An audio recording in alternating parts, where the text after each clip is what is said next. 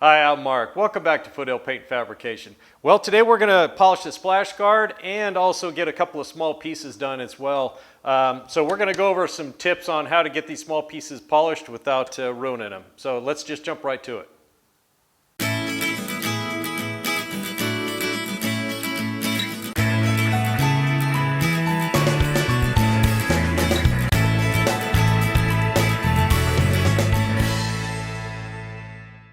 Okay, here are the three parts we're going to be doing. This is the vent that's on the driver's side, right by the door.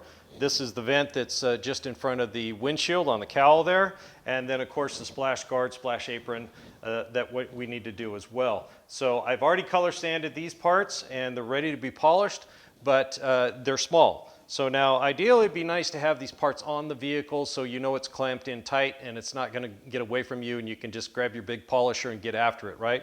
Well, what happens if this piece sits just a little bit under the exterior sheet metal and then you're trying to polish this and you burn through on that edge, you know? Because basically, think about it. You've got this edge and then you've got the edge all the way around on the sheet metal where it sits.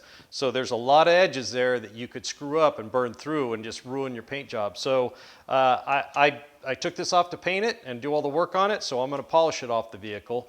But you have to be careful because, you know, these little parts, you just can't, you know, set that down and grab your big polisher and, you know, just grab a hold of it. You know, next thing you do, you're going to be standing there in horror as this part goes sliding across the concrete face down, you know, grinding all the clear off of it. So you have to be mindful of, you know, how you're going to hang on to these parts. So this part is going to be, you know, basically in my lap. And to do that, I'm going to be using this small DA polisher.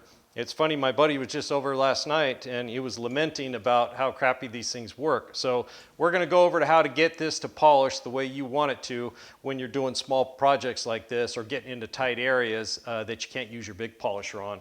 And then the splash guard, we're not just going to put fate, you know, make it fate to it, whether this thing gets away from us or not. We're going to take a couple of steps to make sure it's secured before we start polishing it. So let's get to this piece right now and use the little polisher I've got here. I just got this for Christmas, and I've tried it out a little bit and figured out how to make it work the way you want it to.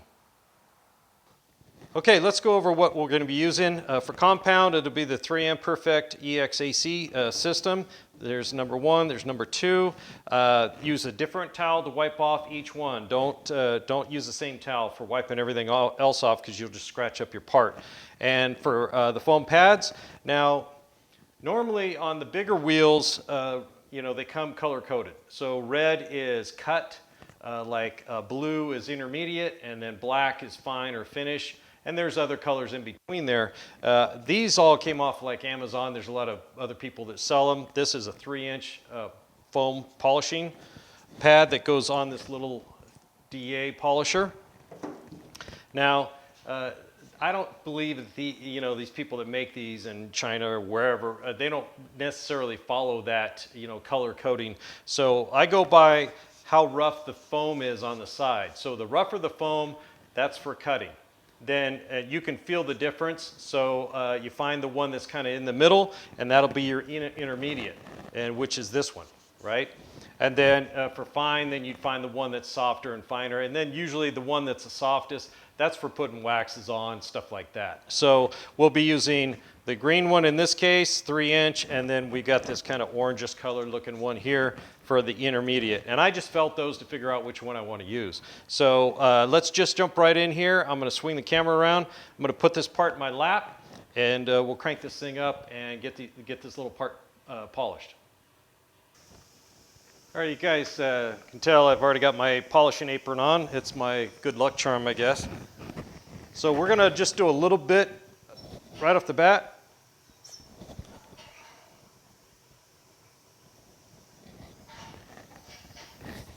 And the thing with these little polishers is you can't keep the speed too low. Now, when you're polishing with a orbital polisher, you know, controlling your speed is very important because, you know, going slow when you're cutting and not overheating the clear or the panel is very important. But for these, if you turn this thing down too slow, it's just not going to do anything. It's just not going to, you know, perform like you want it to. So let's just do a little small area, just like we would do on a large panel with a big one. And it's going to get a little loud here, so I'm just going to do it, and I'll show you how it works.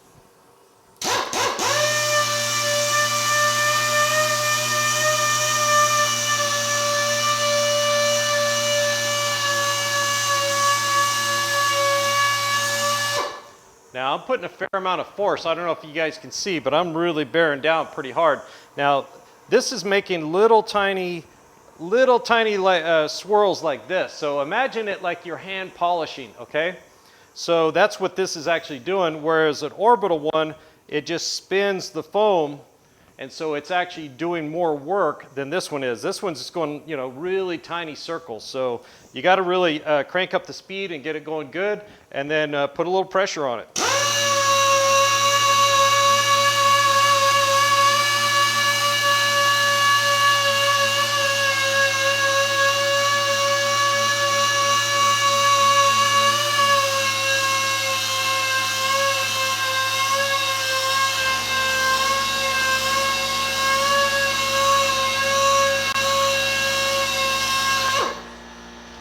Okay, let's see how we did right off the bat.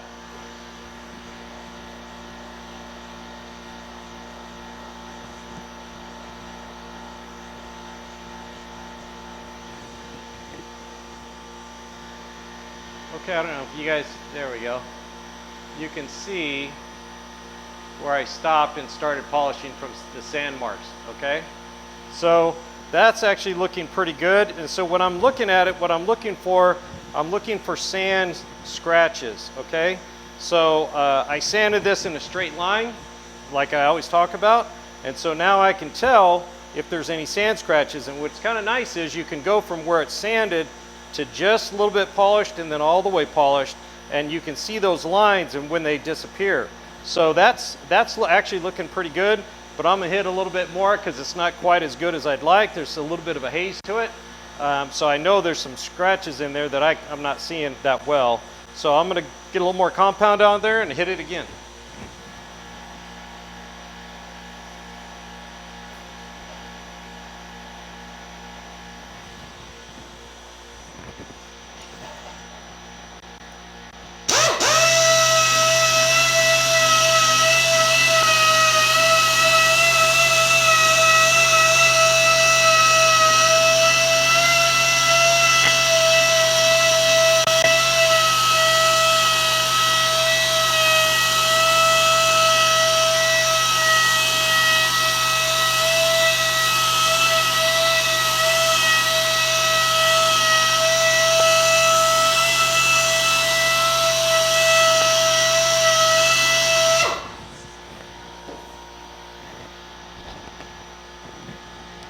Now the thing about these little DA polishers is edges.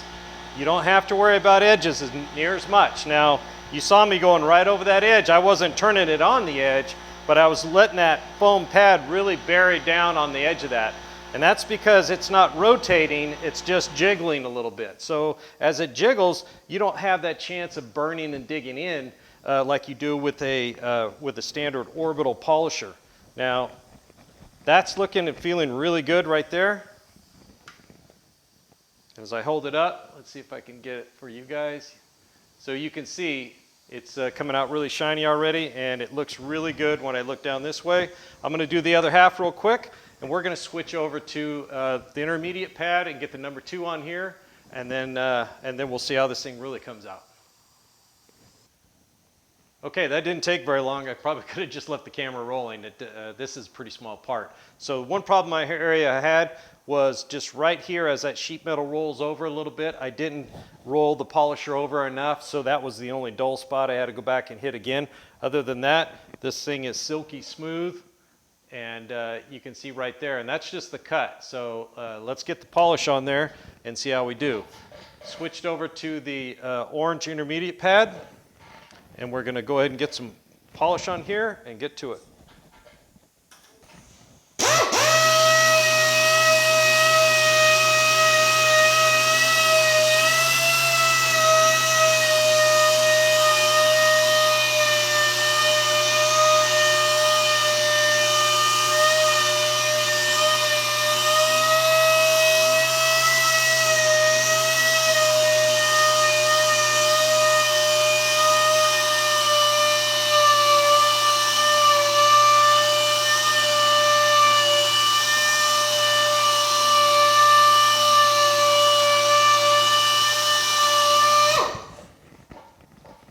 Okay, let's take a look at it.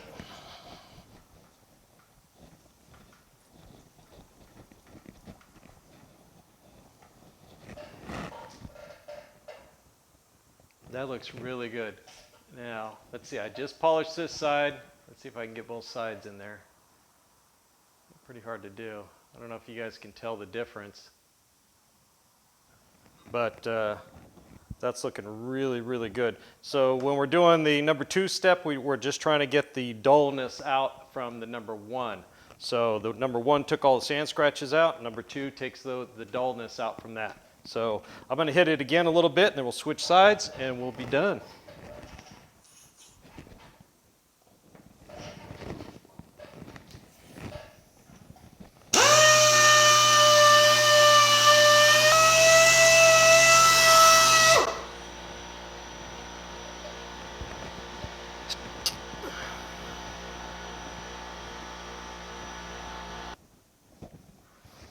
All right, that came out really nice. You guys can't probably tell, but that is super shiny right there. So it looks great staring down at it. I'm going to take it out in the sun and take a good hard look at it too. And if I need to redo anything, then I'll go ahead and do that then, but it's only going to take a couple of minutes. So this polisher, I've got it set to maybe, I don't know, 1/3 of its speed, you know? And you don't want to crank it up too fast, but you don't want to go too slow because the action, the DA action is actually doing the work, the little jiggling. So, and you notice I really bared down pretty good. You can see where the foam pad was squishing down a little bit. Now you need to be careful. Don't get crazy and start really cranking down on that. For one thing, the hard plastic Velcro area could, you might screw up and hit and just, put a big old chinger in right in your clear.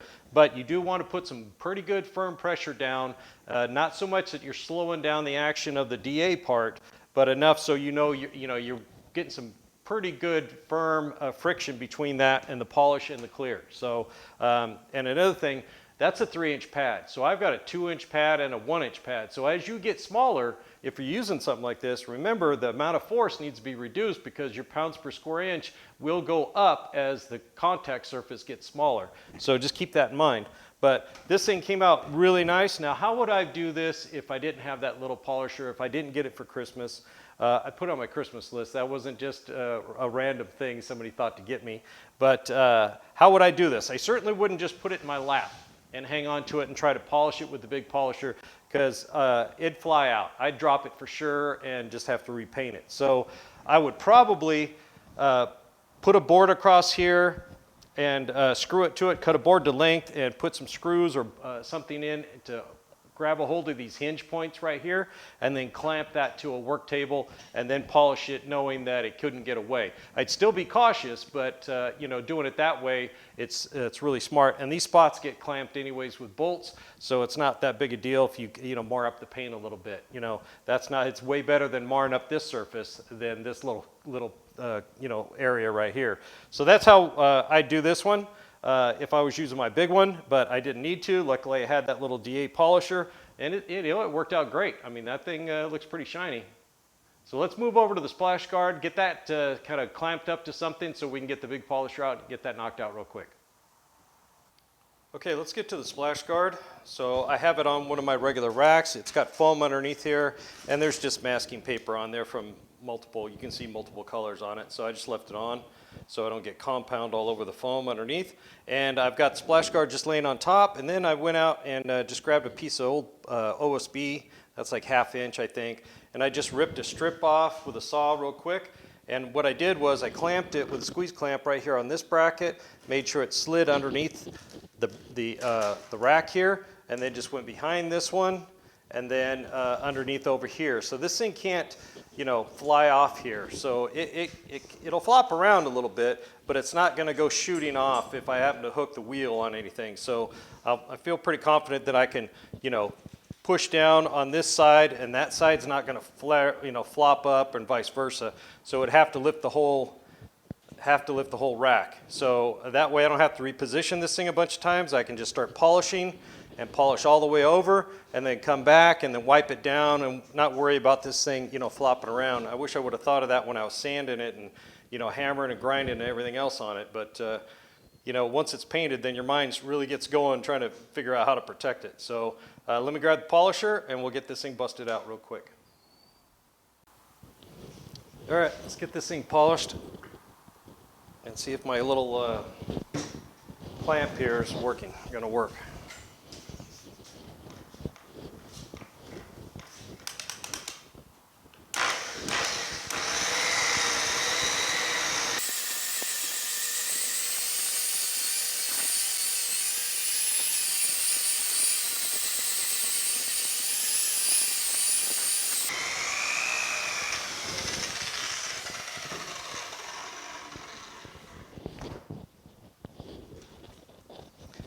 So I sanded this with 1500 by hand. I had a couple of nubbins in it, you know, a little bit of orange peel. You know, you can't lay down the clear perfect. So I'm seeing a couple of sand scratches right in here, but that's right about where I stopped polishing. I didn't put a lot of effort in right there, but I'm seeing a couple right here and there. So we're going to go ahead and compound that again. And it's always good to kind of do a little area, wipe it, and then check instead of getting ahead of yourself. Kind of finish this area, then move down, and then finish that area, move down. Otherwise, you kind of get lost, and you may miss something, and then you got to redo it again anyway. So you might as well do it right now where you're standing here, instead of just you know, chasing it back later. So now I didn't sand this area right here. There's no reason for it. It's plenty shiny. I'm just getting the big area right here. This is a splash guard. You know, I've already put a lot of work into this thing, and I want it to look good, but I'm certainly not going to polish down inside that groove.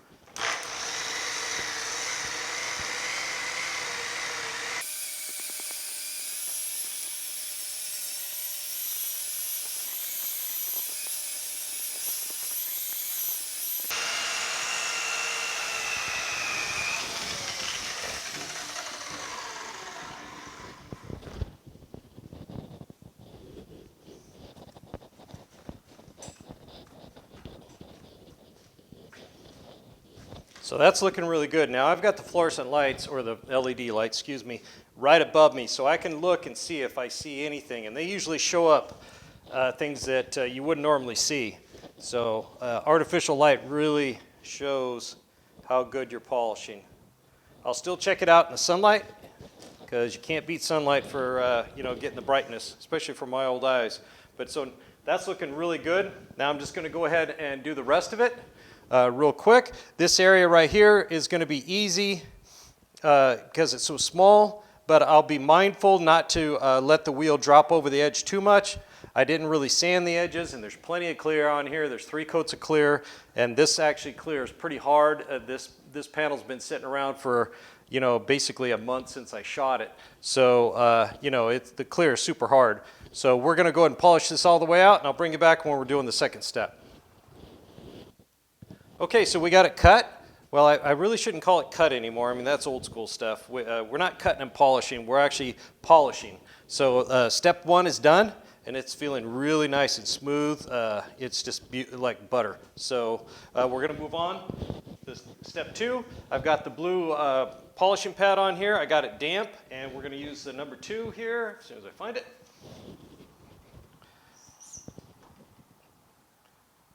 I got you zoomed in tight here. We're just going to cover this one little spot.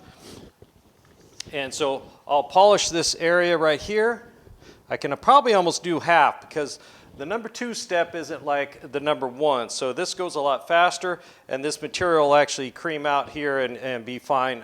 It won't dry out, especially it's kind of cool in the shop. It's not even 70 degrees in the shop. So I'm going to keep a moderate speed and hold a little bit of pressure, and then as I'm finishing up, then I'll lighten up on my pressure and let the speed come up by itself on the wheel.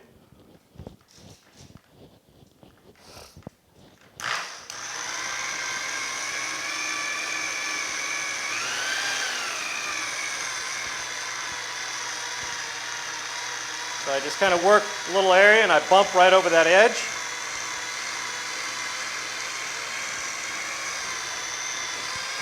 Turn around, and I'll kind of bump over that edge.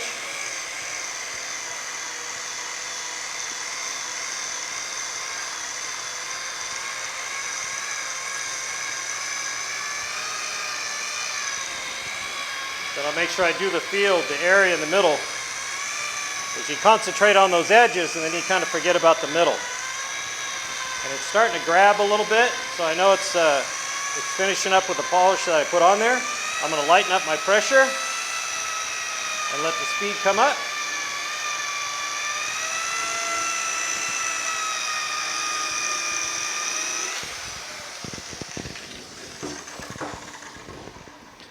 And let's wipe it off and see how it looks.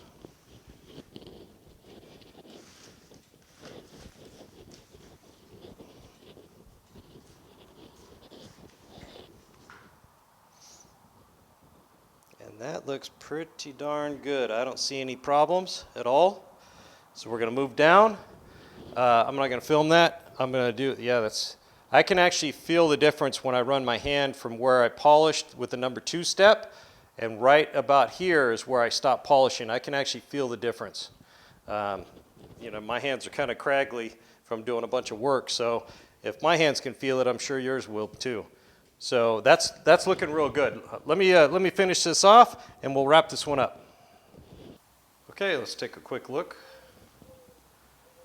The little vent right there came out really nice. Get the lights in there. The vent in front of the windshield on the cowl came out beautifully. And the splash guard, very nice. Look at that. You guys remember what it looked like when I first got it. Pretty bent up, pretty jacked up. So I think it looks pretty good compared to what it started. So pretty happy that we're getting these done. I can actually get these back to the owner.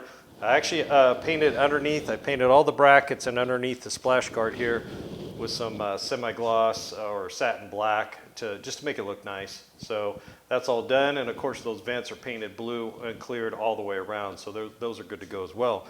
So I can probably get these over to the owner. I've got the grill ready to go too, so I can get that stuff out of my hair and move on to the bigger stuff. Okay, that just about wraps up my project for the day. I'm really loving the pictures you guys are sending in, but I haven't got any new ones from a few of you, so that means you haven't been out in the shop or the garage getting some work done. So get back out there, get on that truck or car, whatever you're working on, and you know, show me what's going on, some of your progress. Today we got these polished up real nice. Now that little DA polisher worked out great for these. Now, before I had that, I actually shot a part out of my lap across the room. I was cocky, had a little part in my hand, and I thought I'd handle the big polisher and just get in there and polish something, and it shot it across the shop. Luckily, it only scratched the clear. I was able to sand it again and polish it. I didn't have to reshoot it, but please learn from my mistakes.